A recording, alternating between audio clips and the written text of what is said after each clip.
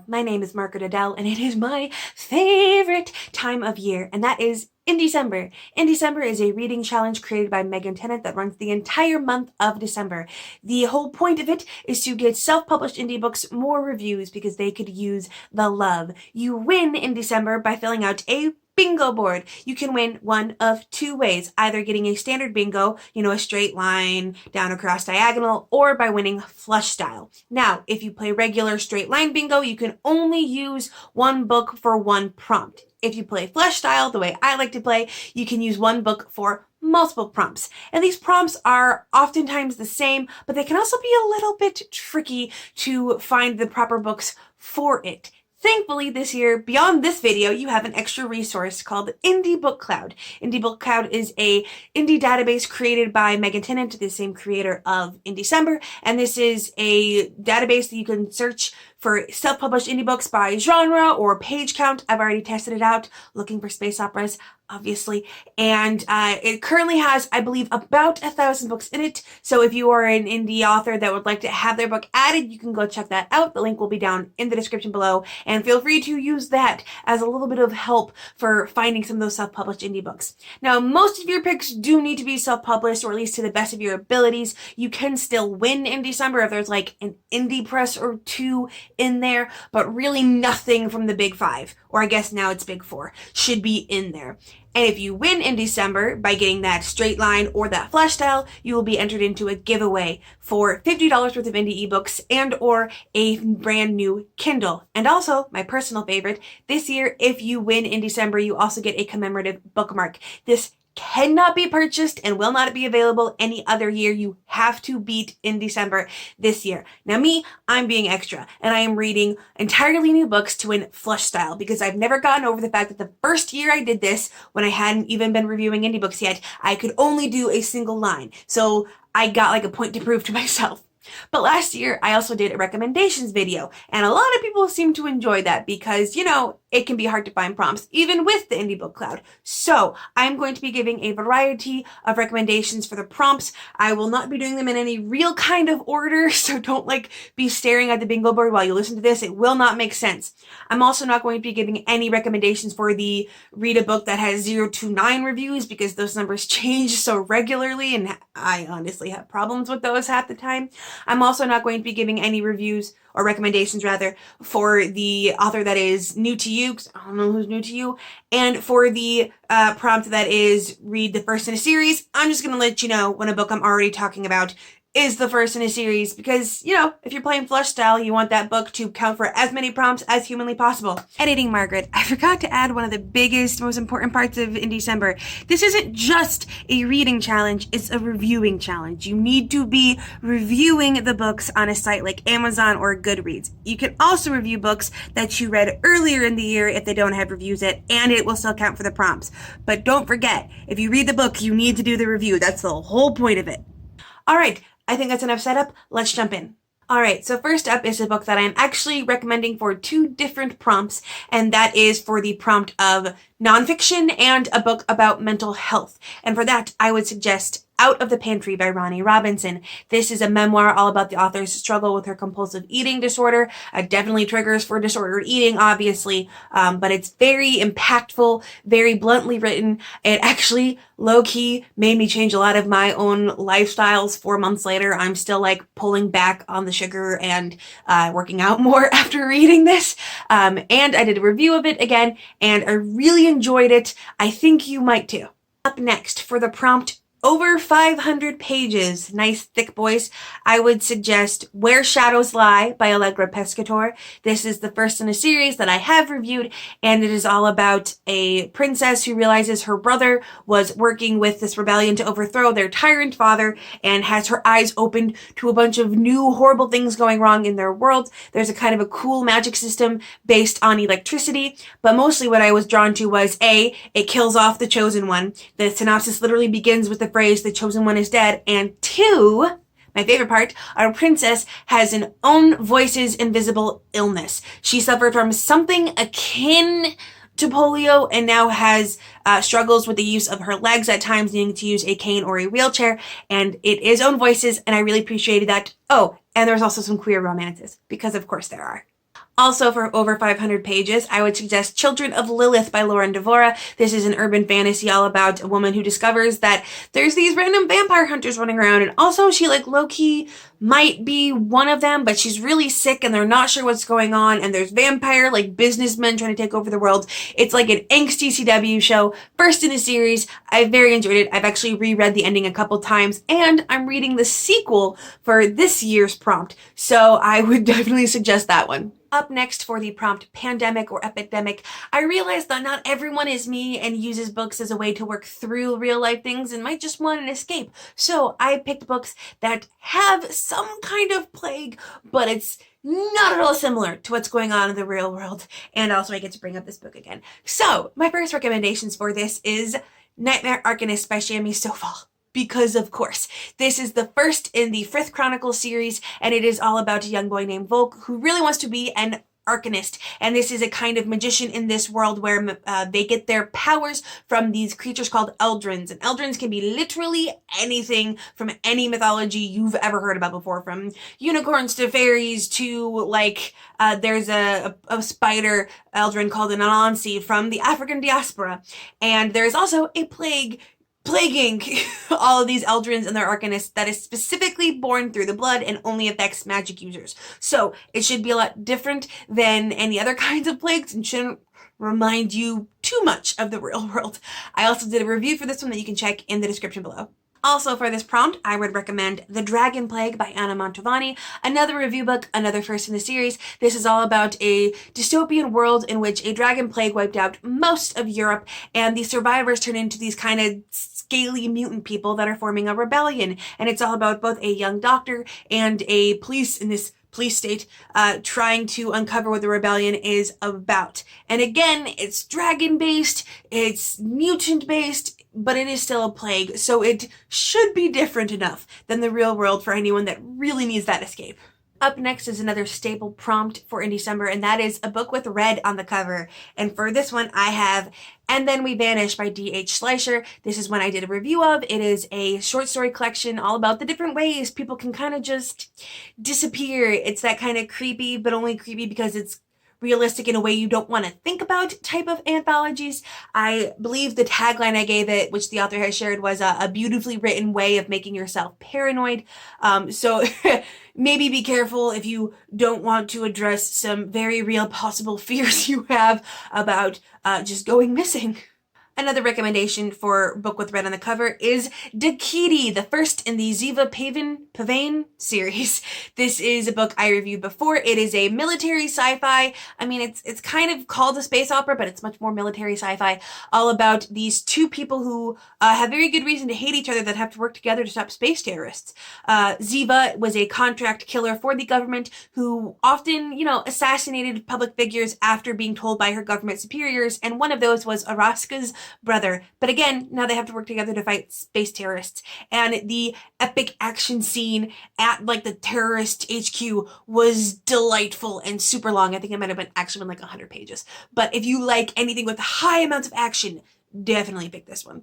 The next prompt is to read a book with a one-word title. And for this one, I picked Shadows by Kristen Proby. This is one I got for free off of BookBub, and I believe it is still free on a lot of those Amazon Kindle or iBook sites if you want to check that out.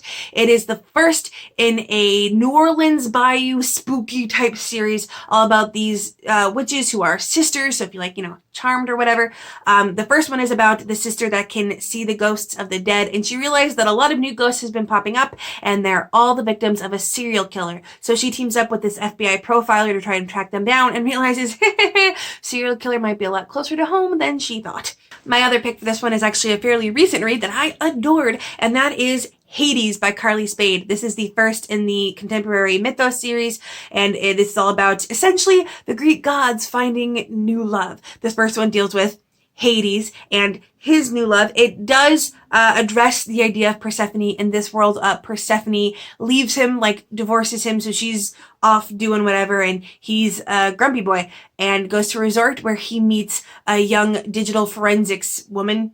I don't know what you call it, analyst that is really intrigued by him and wants to figure it out. I enjoyed it. I read it in a day. I loved it so much. And I am actually reading the sequel, the arc of it, for this year's prompt. So definitely a light-hearted contemporary read that like also low-key has like a big battle of the gods near the end. 100% recommend. Next is to read a book involving time travel, and admittedly, I haven't read a lot of books with time travel recently, like not at all this year, so I went back to last year and picked a couple recommendations. The first one is Duncan and Dyer Dicks for Hire by G.M. Nair. This is a kitschy sci-fi portal story all about these two roommates who realize that someone's been putting up signs that they have a detective agency.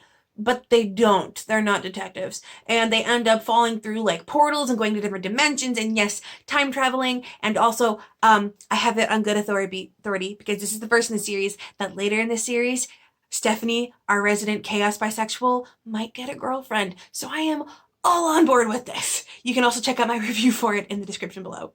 Also, for the time travel prompt, you can check out A Footstep Echo by J.D. Sanderson. This is a harder sci-fi all about this elderly man who comes across this amnesiac woman, and she doesn't quite remember how she got there, but her jacket has some weird technology in it that, yes, involves time travel. And also, she might have done some very bad things. I really appreciate that this story has an elderly protagonist, and I did a review on it.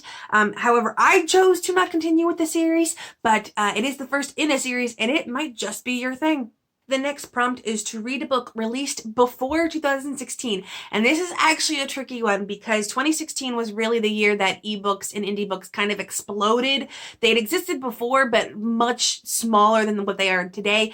And it took me a bit to find one. But finally, I found The Gauguin Connection by Estelle Ryan. This is the first in the Genevieve Leonard series, all about this autistic woman who uses her learned people skills, her learned body language reading skills to find art forgers, essentially, and she ends up getting caught up in this mass collective criminal network to try to figure out who this head guy is, and she teams up with some like slightly morally gray people to do it.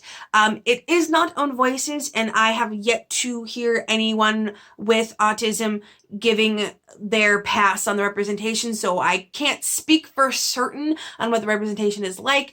I enjoy it, and I will be continuing the series for this year's prompt, but if there is someone that is autistic and has very strong feelings about this, please let me know, and I will be sure to include that moving forward. Up next is the prompt that I am like 90% sure Megan Tennant put in just for me, and that is read a book set among the stars, aka space operas. So obviously I'm going to include some of my favorite, and the first one is Star Nomad by Lindsay Buroker. This is all about a woman who fought for the Alliance, aka the Rebellion, as a pilot during the war. The war is over, and she's found herself abandoned on this desolate planet. She's desperate to get back to her daughter after finding out that her husband has been killed during one of the bombings during the war, and her only way to do it is to team up with an old mechanic friend and a super grumpy cyborg, I love Leonidas, on her mother's old ship to go across the cosmos. Yes, there are like epic races to get away from space pirates through an asteroid belt, as any good space opera should have, and I am going to be reading again another book in this series. This is the first one for this year's prompt, but low-key I'm going to be so sad when it ends because I love it so much. Also for this prompt, I would suggest Unknown Horizons by Casey White. This is the first in the Halfway to Home series, all about this woman that was abducted by aliens years ago on Earth and has been spending a lot of time in this weird testing facility. She's gotten by playing really dumb, but she might have played it too well because then she finds out the aliens are kind of going to terminate her. So she has to take some drastic measures to escape and go among the stars. I really enjoyed this one, gave it 5 stars in my review, again in the description, and I would highly suggest this one for anyone looking for a space opera. Up next, the prompt is Full of Magic, aka a fantasy, and I pulled out the only 2 high fantasies I really keep up with. That is Masters of Deception by J.C. Kang. I reviewed the first in this series, and it's all about this group of very different people, including a con man and a magician, or this world's magician, trying to get together to stop people from destroying these pyramids that were basically built to keep these evil ancient orc gods from coming back and taking over everything. It has the beginnings of a found family. It has some very dense world building that I've talked about before in my reviews, and if you like it, it's actually a very extended universe. There are like I think a couple dozen books in the Tivara universe at this point. So if you like this one, you have so much more you can explore. Also full of magic is All the King's Traders by Keelan Rivers. This is the first in the series. So excited to get the arc for the next one coming up soon. And this is all about a tyrant king, a god king, and the people who want to take him down for a variety of reasons. And not everyone wants to dethrone him for like good reasons. They just all want to do it. So it's very disparate identities coming together for it. And the magic system in here is really, really cool. It involves these god stones that fall to the earth, and whatever they hit first is the thing that they're like in charge of. If you were the first person to pick up that stone, you can wield that thing. My personal favorite is the god stone that fell to the earth, hit a bird, and so another person that picked it up is like a bird wielder. That's just fantastic. This also has one of the best taglines of a book ever, and that is, "You would be wise to question your god." It's also queer norm. We got some trans characters, some MLM relationships, some budding WLW romances, and I am so super excited to continue with the series. The next prompt is to review a book released in 2020, and I have a couple more review books that I really liked that were released this year. The first one is Hematoma by Mateo Polk. Real quick, I'm gonna spoil this book by telling you this is not a romance and requires a lot of trigger warnings, but it is all about a young man who has been looking for someone to help him with some of his kinkier side in the BDSM community and hasn't found anyone yet until he discovers the tattoo artist who is also a vampire. Again, this is not a romance. Spoiler alert, it is an abusive relationship, and you need to know that going in because it gets very dark. But it is beautifully written. It does have some basis in reality as it is based on some of the author's real life struggles. It is Own Voices MLM if you're looking for that. And once you go into it knowing what you're going to get, it is a fantastic story. Also released in 2020 and I got to review was one of the best sci-fi books I've read. I loved it so much, and that is Dusk Mountain Blues by Destin J. Munden. I have been waiting for this book for so long because I have newly discovered that I love sci-fi westerns. This is all about a group of hillbilly mutants, aka, you know, the moonshiners, the rednecks, but they're also mutants that can like change their form into be like these weird bug people, or maybe they can like control fire, and they're all working together to fight back against this new militia that's just come to their planet who wants to oust them for some reason. They're not sure why, but they are going to fight back in the way that rednecks know how to, but also they're mutants, and also the militia is filled with like cyborgs and androids. It is the best kitschy sci-fi western fun, and I absolutely adore it. It is the first in a series, and I cannot wait to continue it. The next prompt is to review a book with a title that is greater than 4 words. And so for this one, I picked Nightflower Shirking from the Light of the Sun by Li Xing. This is a fanfiction style WLW romance set in ancient China, all about this young, like, magician type warrior character who has her life saved by this herbalist, but she low-key doesn't believe that the herbalist has pure intentions, so she decides to claim a life debt and follow said herbalist around, and said herbalist not happy with this development, but then feelings happen. Again, this is written in a fanfiction style, so it's very laid back style, and you can get it for free off of Itch.io. The link will be down in the description below, but the author has mentioned for me to add that if you get it off there, please, please, please be sure to review it on there, as it helps her a lot.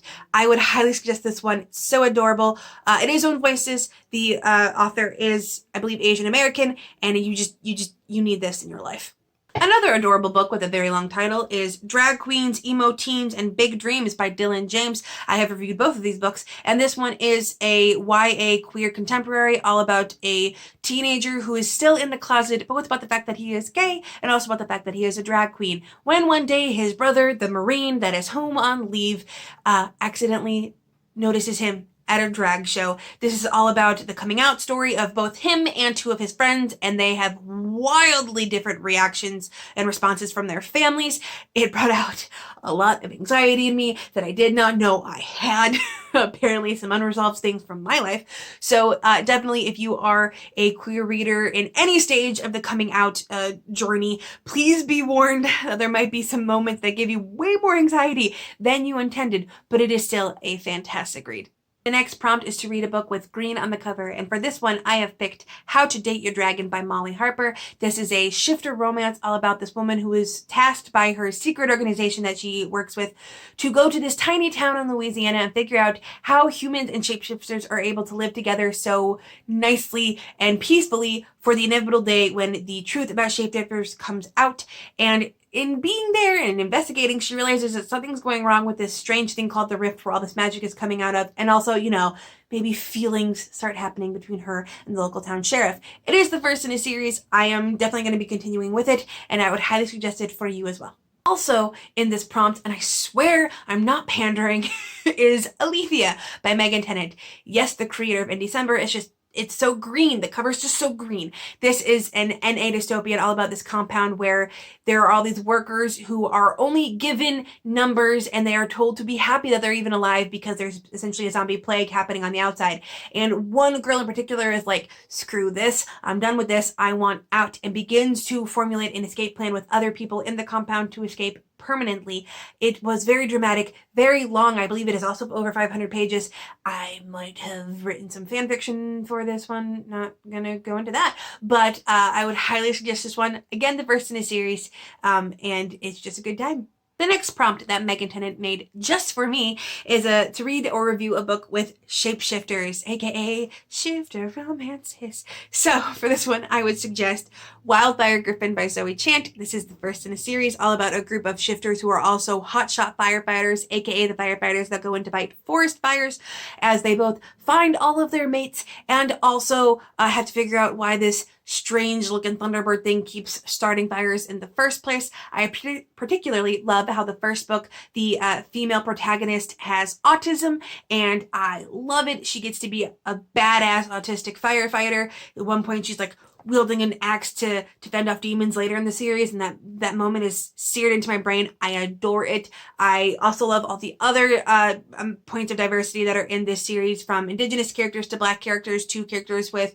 adult ADHD or anxiety. It's just a good time, and I would 100% recommend it. I would also recommend Dragon Calls by Cara Lockhart and Cassie Alexander. This is all about a young Asian nurse named Andy who is sent to help this strange billionaire with his very injured friend, and she's not sure what the friend is injured from, but she does find out that, hey, billionaire can shift into a dragon for some reason, and she gets caught up in this huge war. And it isn't a romance series in the standalone sense where every book is its own romance like a lot of other shapeshifter romances. The romance between Andy and said billionaire is the focal point, so you can't go into this book expecting a happy ending at the end. It will take a while, but it is the first in the series. I have read the series through in full as part of my reviewing, and I would 100% suggest it. Just be warned, it is super steamy, just the steamiest.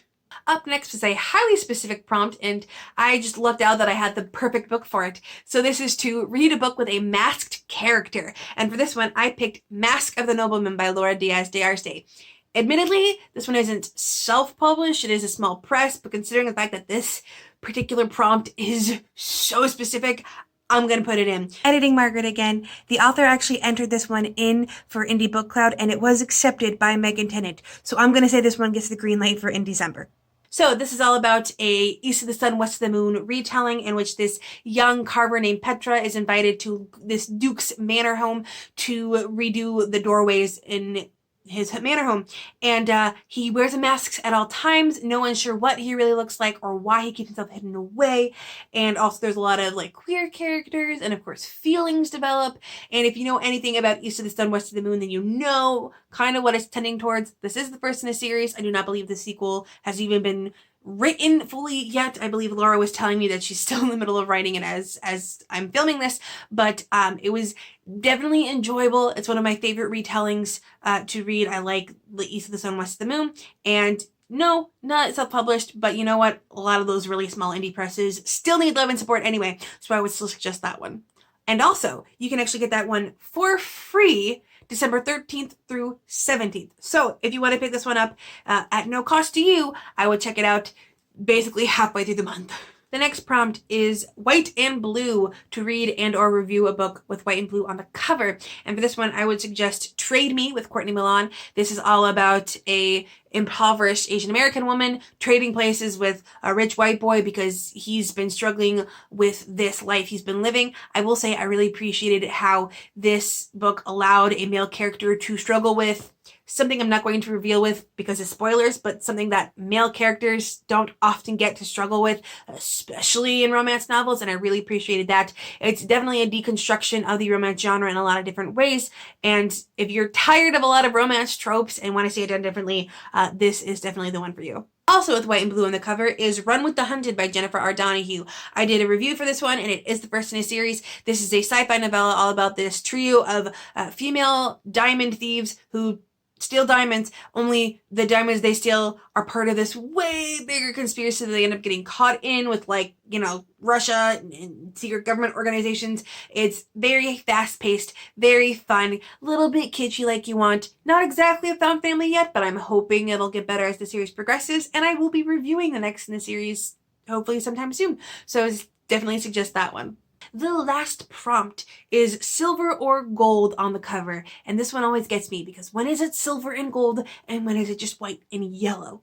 But I kind of went with the closest I could find. So my first recommendation is On Display by Travis Badone. This is the first in the Bryce Can Play short story series all about this MLM couple, Own Voices, who is consensually non-monogamous. When Bryce's husband goes on his work trips, Bryce will, like, you know, play around a little bit and then tells his husband about it when he gets home, and it's all part of their kink.